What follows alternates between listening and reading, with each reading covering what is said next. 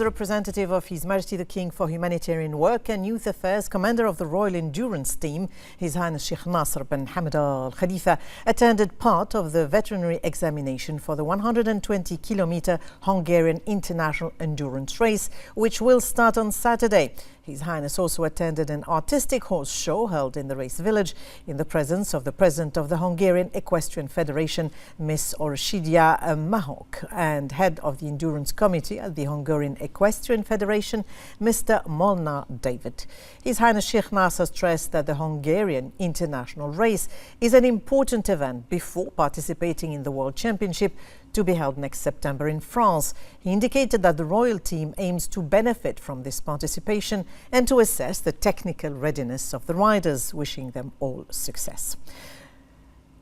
His Highness will take part in the 120-kilometer race, as it will be the last stop in His Highness' preparations to participate in the World Championship next September.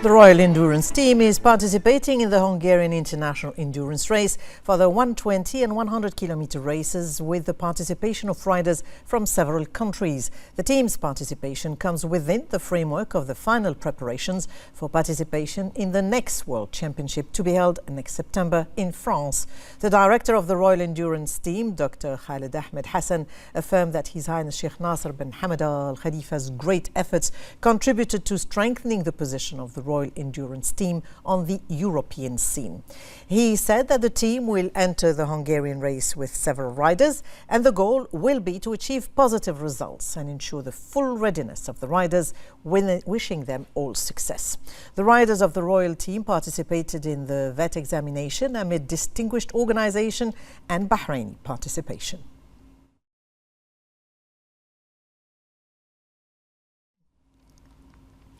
The Minister of Municipalities Affairs and Agriculture, Engineer Wael Mubarak, affirmed Bahrain's keenness to promote comprehensive digital transformation through continuous development of systems employing the latest technologies that enhance the quality of services and raise their efficiency in a way that contributes to developing government work. In line with the launch of the system for detection and changes and building violations using artificial intelligence, the minister said that the system aims to early detect violations using satellite images and AI. He said the new system has been integrated with the ministry's current system and the Benayat system to enhance partnership and coordination in this field. The system was implemented over a year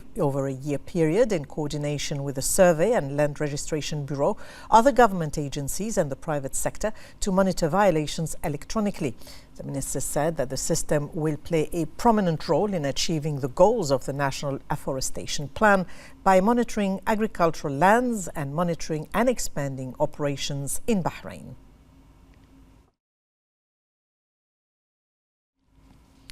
During the closing ceremony of the 4th edition of the Young Entrepreneur Tech Program, the Under-Secretary of the Ministry of Industry and Commerce, Iman El-Dosri, affirmed that investing in developing and refining the human element is an essential pillar in the economic development sustainability. She said that investing in Bahraini youth is an important step towards the transition to digital economy and promoting a sustainable competitive economy, noting the importance of continuing to adopt qualitative programs that consolidate Bahrain's position as a regional platform for technology in the Middle East. For his part, the chairman of the programme's organising committee, Ahmed Bouhaza, praised the pioneering role of the Ministry of Industry and Commerce in supporting the programme and praised the role of the youth who demonstrated exceptional and innovative skills and made great achievements. The goal of the programme is to provide Bahraini university students with the tools and skills required by a group of specialists in the technical field and AI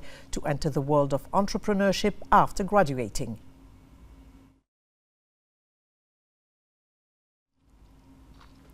Now, recent statistics revealed an increase in the number of beneficiaries of social assistance provided by the Ministry of Social Development to citizens, such as financial support, living cost allowance, disability allowance, and meat subsidy. This aid comes to contribute to alleviating the living burdens on citizens according to specific standards.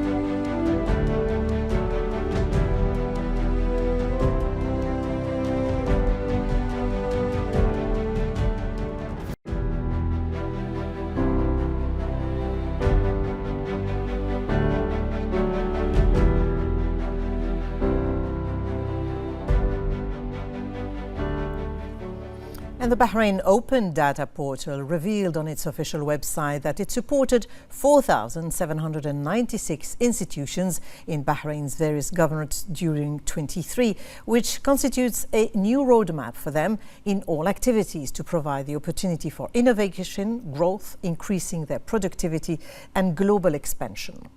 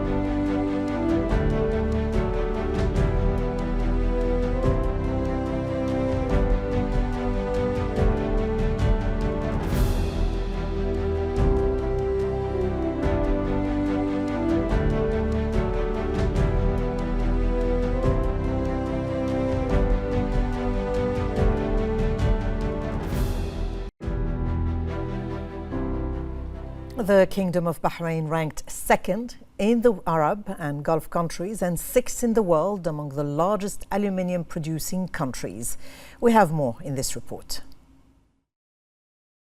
The Kingdom of Bahrain is witnessing a remarkable recovery in the industrial sector, specifically in the aluminum industry, due to what it is known for in the Gulf region, with its thriving trade through the volume of production and refining. An economic report confirmed that the Kingdom of Bahrain ranked sixth globally and second in the Arab and Gulf countries among the 10 largest aluminum producing countries. The economic report indicated that the Kingdom of Bahrain produced about 1.6 million metric tons of aluminum in 2023, which is the same level of its production in the previous year, as the aluminum sector in the kingdom is one of the largest sources of export revenues, which reached $3 billion in 2023. The report confirmed that the Gulf Aluminum Rolling Company, which was established in the Kingdom of Bahrain in 1980, has an annual production capacity of more than 165,000 metric tons of aluminum products, which places Bahrain in 6th place in the world. In addition, ALBA plays a vital role in stimulating the national economy, as it produces liquid aluminum with a purity of 99.7%, as well as rolling and extruding dies, standard alloys for local industries and alloy wheels, and the remainder of the production is exported to other markets. It is worth noting that 50% of the production of ALBA is consumed locally by the manufacturing sector, while the remainder of the production is exported to 25 countries benefiting from free trade agreements. Youth City 2030 continues to offer various programs in the field of science and technology as they meet the requirements to achieve further development. The world is witnessing major transformations in the technology sector, to the point that it has become the backbone of development, and the most prominent of which is artificial intelligence. The entire world is moving towards this advanced technology, and because Bahraini youth are part of this technological revolution, Youth City 2030 has introduced the Artificial Intelligence and the Internet of Things program in order to contribute significantly to training participants and introducing them to the future of technology and the best ways to use it. Enhancing youth skills in the field of artificial intelligence through an integrated program presented by professional trainers to push Bahraini youth to delve deeper into this specialty has become an essential part of the labor market requirements. This training program plays a major role in developing their capabilities in this field and provides them with the necessary knowledge and experience that will contribute to providing more promising job opportunities for young Bahraini talents to innovate in various fields of artificial intelligence. The chairman of the Yemeni Shura Council, Dr. Ahmed Ubay bin Daghar, met with the Speaker of the Arab Parliament, Adel Assoumi, and praised the stances of His Majesty the King towards the Yemeni crisis and his support for legitimacy in Yemen. He praised His Majesty's tireless efforts in defending Arab issues and enhanced the process of joint Arab action at all levels, especially in light of His Majesty's presidency of the Arab Summit. And for his part, Al-Assoumi stressed the Parliament's support for all Arab and international efforts aimed at reaching a comprehensive political solution to the Yemeni crisis and achieving its security and stability.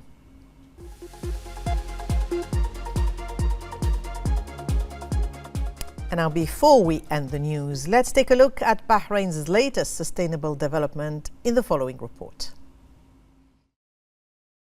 The Kingdom of Bahrain is considered a beacon in the field of protecting children's rights, as it has made remarkable achievements in this field by establishing child protection centers and providing hotlines to report cases of abuse, in addition to developing educational and awareness programs, making it a model to be emulated at the regional and international levels in achieving sustainable development goals. Bahrain has achieved remarkable progress in protecting and safeguarding children's rights and achieving sustainable development goals through several historical steps concerned with providing services and full protection for children, which have contributed to achieving protection, care and well-being for this group. Bahrain, being aware of the importance of promoting children's affairs, paying attention to their issues, protecting their rights, and working to provide the necessary care for them, has taken several serious steps, most notably its accession to many international conventions concerned with the protection of children's rights and the relevant optional protocols in the same regard, so that the kingdom is keen to fulfill all obligations that protect children on its territory,